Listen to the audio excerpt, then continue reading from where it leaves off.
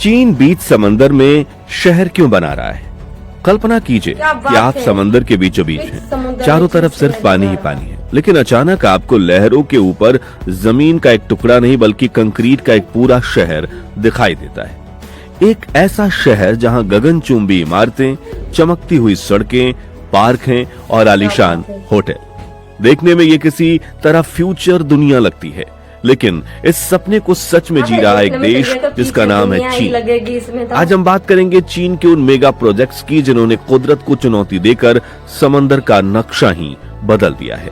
हम बात करेंगे ओशियन फ्लावर आइलैंड, जिसे दुनिया का सबसे बड़ा आर्टिफिशियल आइलैंड माना जाता है, लेकिन आज एक वीरान शहर बनने की कगार पर है।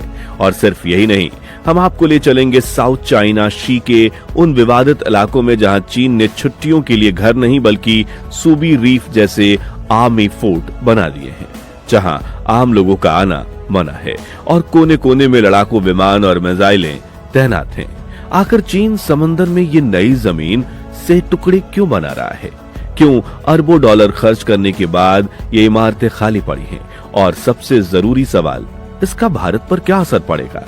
आज के इस वीडियो में हम इन्हीं गहरे राजों से पर्दा उठाएंगे, तो बने रहिए हमारे साथ अंत तक। पहला, ओशियन फ्लावर आइलैंड। दोस्तों, सबसे पहले चलते हैं चीन के हेनान सिटी में। यहाँ पर स्थित है ओशियन फ्लावर आइलैंड, जिसे चीनी भाषा में हेंडुआ डाओ कहते हैं। अगर आप इसे ऊपर से देखेंगे तो ये पानी के ऊपर खिले हुए 3 विशाल फूलों की तरह दिखता है। ये कोई कुदरती द्वीप नहीं है, इसे इंसानों ने बनाया है। इसका आकार इतना बड़ा है कि यह दुबई के मशहूर पाम जुमेरा से भी 1.5 गुना बड़ा है। इस प्रोजेक्ट को तैयार किया था चीन की सबसे बड़ी real estate company Evergrande group ने। इस प्रोजेक्ट के पीछे का सपना बहुत बड़ा था। चीन इसे चीन का दुबई बनाना चाहता था। योजना के मुताबिक यहाँ 28 म्यूजियम, 58 होटल, दुनिया का सबसे बड़ा मीटिंग सेंटर और हजारों आलीशान अपार्टमेंट बनाए गए। सोच यही थी कि दुनिया भर से पर्यटक यहाँ आएंगे और ये जगह दुनिया की सबसे बड़ी छुट्टियों की जगह बन जाएगी। निर्माण का स्तर इतना विशाल था कि समुद्र में मिट्टी और रेत डाल डालकर जमीन बनाई गई। इस प्रक्रिया में पर्यावरण को नुकसान तो हुआ, लेकिन इंजीनियरिंग के नजरिए से देखा जाए तो यह चमत्कार से कम नहीं था। लेकिन हर चमकती चीज सोना नहीं होती। इस खूबसूरत सपने के पीछे एक काली हकीकत छिपी थी। आज अगर आप ओशियन फ्लावर आइलैंड जाएंगे तो आपको वहां इमारतें तो दिखेंगी, सड़कें भी दिखेंगी, लेकिन जो चीज गायब है वो हैं लोग। यह द्वीप आज एक विशाल घोस्ट सिटी की तरह दिखता है। इसके पीछे 2 बड़े कारण हैं। पहला कारण एवरग्रैंड का संकट। जिस कंपनी ने इसे बनाया आज वह कर्ज के बोझ तले दब चुकी है। अरबों डॉलर का उधार होने की वजह से निर्माण का काम बीच में ही रुक गया। कई इमारतें आज भी अधूरी हैं और उनके ढांचे हवा में लटक रहे हैं। दूसरा कारण है घरों की मांग में कमी। चीन में जमीन जायदाद खरीदना एक निवेश माना जाता है। वहां लोग रहने के लिए नहीं बल्कि भविष्य के मुनाफे के लिए खरीदते हैं। यहाँ हजारों अपार्टमेंट बनाए गए जिन्हें बुजुर्गों और यात्रियों के लिए सस्ते घरों के तौर पर प्रचारित किया गया। कीमतें कम थी, जगह अच्छी थी, लेकिन लोगों की मांग उस स्तर पर नहीं आई जितनी उम्मीद थी। दोस्तों, नजारा कुछ ऐसा है कि मीलों दूर तक सिर्फ कंक्रीट के ढांचे हैं। रात के वक्त जब लाइटें नहीं जलती तो यह पूरा इलाका किसी डरावने शहर जैसा लगता है। पर्यटन के लिए बनाए गए पार्क और मॉल आज सुनसान पड़े हैं। ये दिखाता है कि जब बिना सही योजना और मांग के इतना बड़ा निर्माण किया जाता है तो संसाधनों की इतनी बड़ी बर्बादी होती है। लेकिन चीन के आर्टिफिशियल आइलैंड की कहानी सिर्फ फेल हुए घरों के प्रोजेक्ट तक सीमित नहीं है। अब हम जिस तरफ बढ़ रहे हैं वो मामला गंभीर है और पूरी दुनिया की सुरक्षा से जुड़ा हुआ है। Number 2, Subi Reef. अब हम ओशियन फ्लावर आइलैंड से निकलकर थोड़ा साउथ चाइना की तरफ चलते हैं। साउथ चाइना सागर में है। यहाँ चीन ने जो आइलैंड बनाए वो पर्यटकों के लिए नहीं बल्कि अपनी ताकत दिखाने के लिए है। इसका सबसे बड़ा उदाहरण है सूबी रीफ। कुछ साल पहले तक सूबी रीफ समंदर में डूबा हुआ एक मूंगा चट्टान कोरल रीफ था, लेकिन आज वहां एक पूरी तरह से एक्टिव सैन्य अड्डा है। चीन ने यहाँ भी अपनी तकनीक का इस्तेमाल किया और समुद्र के तल से रेत निकाली और चट्टान के ऊपर डाल दी। इससे उन्होंने एक कभी ना डूबने वाला आर्टिफिशियल एयरक्राफ्ट कैरियर बना लिया। रिपोर्ट्स के मुताबिक सूबी रीफ पर करीब 4000 इमारतें बनाई गईं। इनमें सिर्फ रहने के कमरे नहीं है, बल्कि यहाँ आधुनिक रडार सिस्टम, मिसाइल रखने की जगहें और लड़ाकू विमान के लिए लंबे रनवेज मौजूद हैं। यह इमारतें इतनी मजबूत है कि यहाँ किसी भी बड़े हमले को झेलने की शक्ति है। यहाँ सैनिकों के लिए बास्केटबॉल कोर्ट और दफ्तर भी देखे गए हैं। मतलब साफ है कि चीन यहाँ कुछ समय के लिए नहीं बल्कि हमेशा के लिए आया है। यह द्वीप चीन को दक्षिण सागर पर नजर रखने और कब्जा करने में मदद करता है, जिस पर वियतनाम, फिलीपींस और मलेशिया जैसे देश भी अपना हक जमाते हैं।